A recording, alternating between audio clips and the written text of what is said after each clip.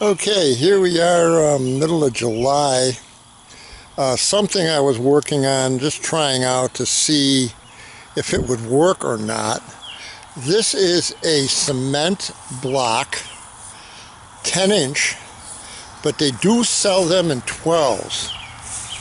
But the ones I have right here are 10s. And I tried to get 12s, but they didn't have them at the place I went to pick one up, pick a couple up. I put Miracle-Gro in here, that Miracle-Gro potting mix, and as you can see down in here, this took off like crazy. I've got small cherry tomatoes in here, and it's just unbelievable. This is really it was a great experiment of mine to see whether or not it would work by using cement blocks for a planter. It's just the whole area here, which is has to be about 4.5 feet diameter, is the plant that's coming out of the cement block.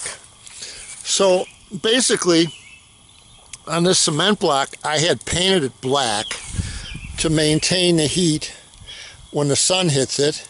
And obviously what happens is during the day, the roots stay warm because the cement block holds a certain amount of heat in there and maintains the heat for the tomato plants, and they really flourish.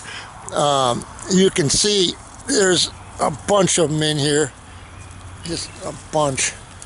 They're starting to turn red now.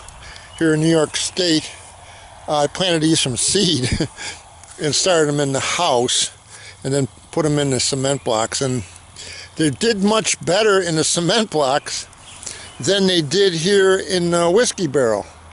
The whiskey barrels are all right, but for some reason this cement block worked very, very well.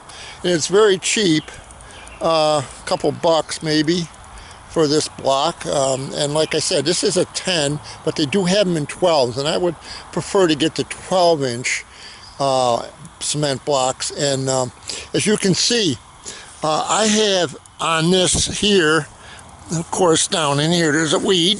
I'm gonna pull it out.